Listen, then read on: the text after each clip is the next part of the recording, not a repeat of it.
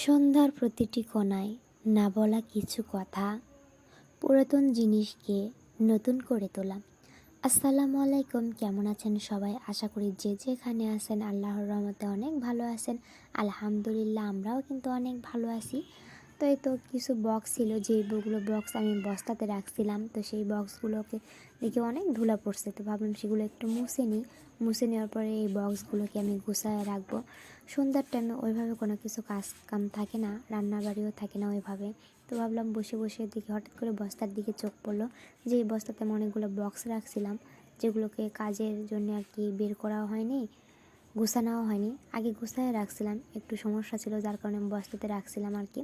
তো যাই হোক, এগুলোকে আমি ভালো করে গুছিয়ে নিচ্ছি। তো গুছিয়ে মুছে নিচ্ছি, মুছে নেওয়ার পরে আমি এগুলোকে গুছায় রাখবো আর কি, যেগুলো এই আগে যে জায়গায় ছিল এগুলো।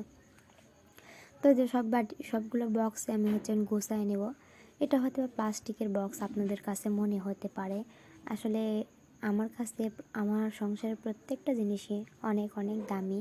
আসলে যার যার সংসারের জিনিস তার তার কাছে প্রিয়, যার যার সংসারের তার তার টান। তো যাই হোক, এই তো আসলে আপনি দেখবেন যে অনেক সময় এই টুকিটাকি বক্সগুলো অনেক কাজে লাগে।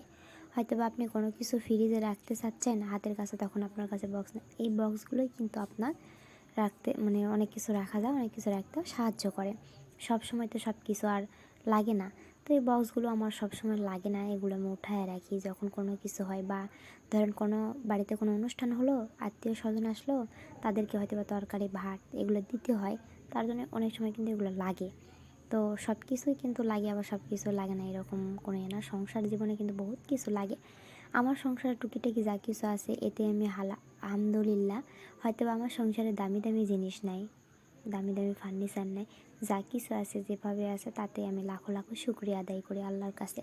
তো যাই হোক, এদের আপনাদের সাথে বক বক করতে আমার বাটিগুলা মোছা হয়ে গেছে। আমি হয়তো বা একটু কথা বেশি বলি, আপনাদের ভালো নাও লাগতে পারে। তো আশা করি আমার ভাই ও বোনেরা আমার ভিডিওটা আপনাদের অবশ্যই ভালো লাগবে, যেহেতু আপনারাও মানুষ, আমিও একটা মানুষ।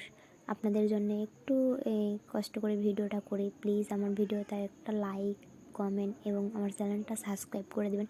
ইনশাল্লাহ পাশে থাকবেন। আপনাদের ভালোবাসায় হবে আমার নতুন দিনের পথ চলা।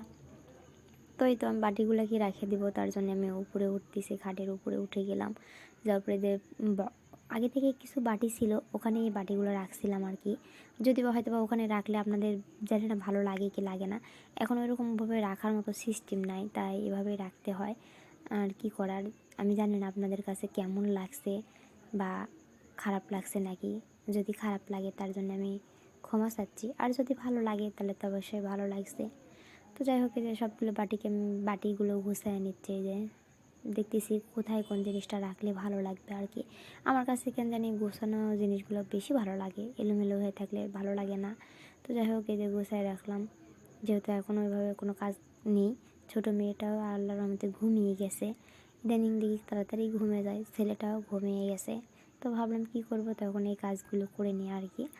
তো দেখেন, এর ফাঁকে দেখলাম আমার টুকিটাকি যে জিনিসগুলো ছিল ঘরের বানানো, সেগুলোতে দেখি অনেক ধুলো জমে গেছে। তো ভাবলাম এই ফাঁকে আমি কাজগুলো করে নিই, যেহেতু দিনের বেলা কাজ থাকে, অনেক কাজ থাকে।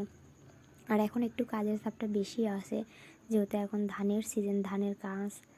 আর 2 দিন পর থেকে তো আমার বাড়িতে মিস্ত্রিও লাগবে, একটু ঘরের কাজ করার বাকি ছিল, সেই কাজগুলো করবে। এই জন্য হয়তো আর সময়ও পাবো না। তো তার জন্য আমি এখন থেকে না ওইগুলো গুছিয়ে নিলাম, যেহেতু হাতে এখন সময় আছে।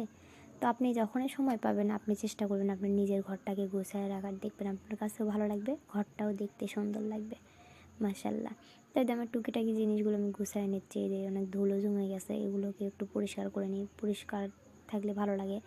আর এটাও যদি বা একটু নষ্ট হয়ে গেছে, এখনও ফেলে দিচ্ছি না, থাক কিছুদিন।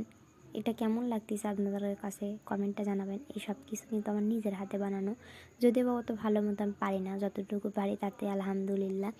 তো এই তো এবার গুছিয়ে নেওয়ার পরে এখানে দেখতেছি যে ঝুলানো যে লাভগুলো ছিল ওগুলো একটু ধুলো ধুলো হয়ে গেছে, তাই ওগুলোকে মুছে নিচ্ছি। কালারটা হয়তো বা একটু খারাপ লাগতেছে আপনাদের কাছে, জানি না কেমন লাগতেছে। এখানে অন্য কালার দিলে মনে একটু বেশিই ফুটতো। যাই হোক, তখন হাতের কাছে ওরকম কোনো কালার ছিল না, তাই সাদা কালার দিয়ে এরকম করছি। তো এটা কেমন লাগতেছে প্লিজ কমেন্টে জানাবেন। তো তো এগুলোকে মুছে নেব, মুছে নেওয়ার পরে সন্ধ্যায় হয়তো বা কিছু একটা হালকা পাতলা নাস্তা করব। আমি প্রতিদিন আমার মতো করে আমি ভিডিও করি, আমি যা কিছু করি সেটাই আপনাদের সাথে শেয়ার করি। তো এই তো, এর থেকে কিছু না। আমার ওরকম কোনো ভিডিও যে করে আমার ভিডিওর কোয়ালিটি হয়তো বা আপনাদের কাছে ভালো নাও লাগতে পারে, বা আমার কথাগুলো আপনাদের কাছে ভালো না লাগতে পারে। তো যদি আমার কথার কোনো ভুল ত্রুটি হয় বা বেদবি কোনো কিছু মনে হয়, তাহলে প্লিজ আপনারা সবাই ক্ষমা দৃষ্টিতে দেখবেন, দেখে ছোটো বোন হিসাবে আমার পাশে থাকবেন। ইনশাল্লাহ আমিও আপনাদের পাশে থাকবো, সবসময় এভাবে ভিডিও দিয়ে যাব যদি আপনাদের ভালো লাগে ইনশাল্লাহ। তো এই যে রাতের জন্য বিছানাটা করে নিলাম, যেহেতু মেয়ে ঘুমিয়ে গেছে, ছেলেও ঘুমিয়ে গেছে, তো এই জন্য বিছানাটা করে নিলাম। তো ছোট্ট একটা ঘর, ঘর ভরা কত মায়া, কত ভালোবাসা। এই একটা ঘর কিন্তু একদিনে এরকম হয়নি, দিনে দিনে এরকম হয়েছে। ইনশাল্লাহ পরবর্তীতে আরও অনেক কিছু হবে এই আশা করি। আল্লাহর কাছে দোয়া করি প্রত্যেকটা মানুষের জীবনে, সংসার জীবনে তারা সুখে থাক, ভালো থাক, নতুন জীবনে তারা নতুন কিছু করুক, এই আশা করি। তো এই তো সন্ধ্যায় চলে আসলাম হালকা পাতলা কিছু নাস্তা করার জন্যে। তো ভাবলাম আজকে কী খাবো, তো ভাবলাম ঘরে চানাচুর ছিল সেটাই একটু খাই আর কি।